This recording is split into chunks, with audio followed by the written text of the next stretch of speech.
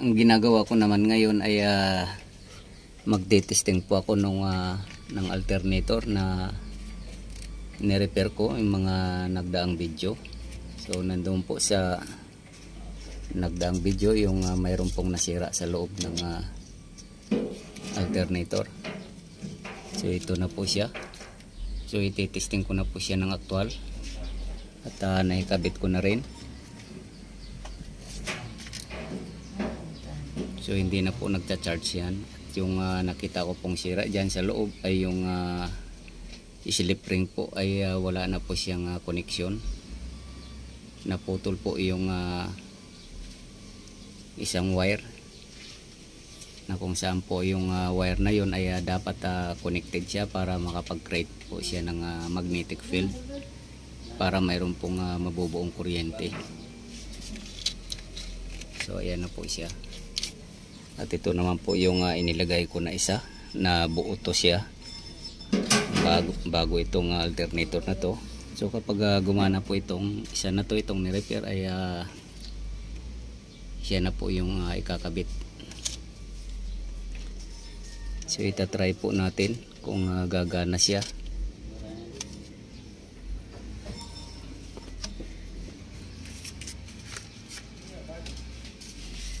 Isa pong dump truck to na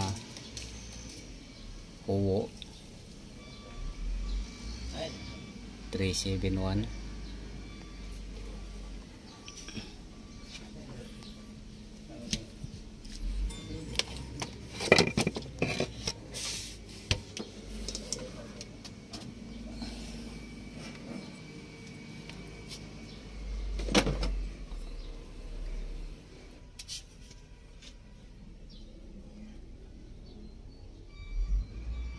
Pre, paandirin ko ha.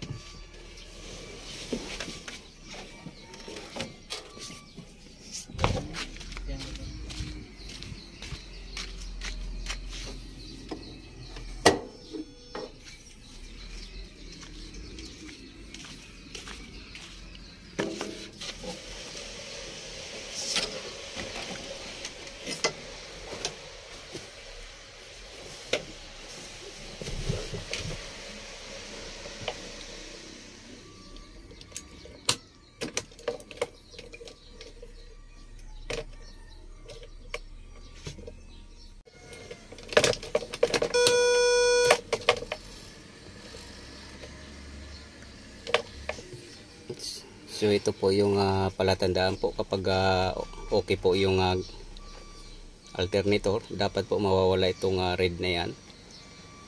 Kasi yan po yung indikasyon na kapag nawala ay ibig sabihin kumakarga yung alternator, at kapag hindi naman, ibig sabihin sira pa rin po siya. So babantayan po natin na mawala po itong indicator battery na to para malaman po natin na kumarga siya.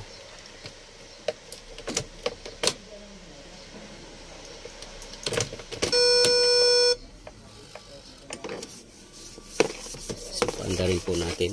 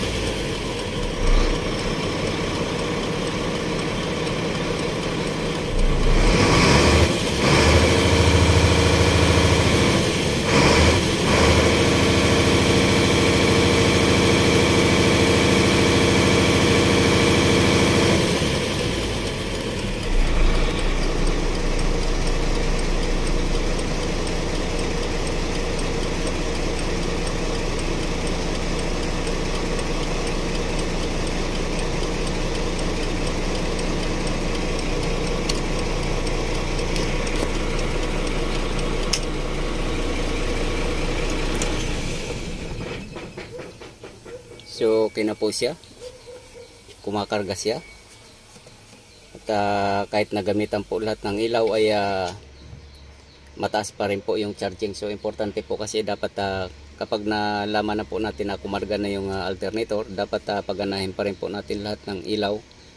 Kasi baka mamaya natatalo po ng load yung output current po ng alternator. So magdi-discharge pa rin po yung battery. So kailangan po nating paganahin lahat ng ilaw para malaman po natin na talagang mataas yung karga ng alternator. At yung po na confirm po natin ay mataas po yung charging ng alternator. So talagang nagcha-charge po siya. At titingnan na lang po natin yung alignment ng drive belt doon sa alternator. Baka disalign po siya para sigurado pong hindi po siya masisira yung drive belt.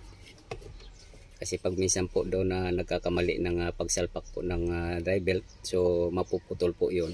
So alamin po natin. Pero yung charging po ay okay na po siya.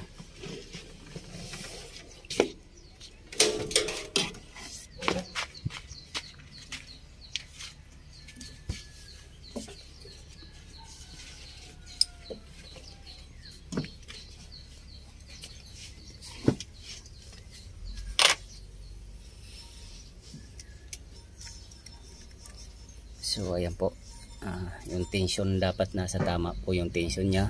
At yung align po ng drive belt ay dapat talagang nakasalpak po siya ng maayos. At so okay na po siya. At yung isa ay ibabalik ko po sa magiging spare po siya. At hanggang dito na lang po muna ang video kong ito. Please like, subscribe na lang po and hit notification bell para sa susunod na mga video. God bless all po.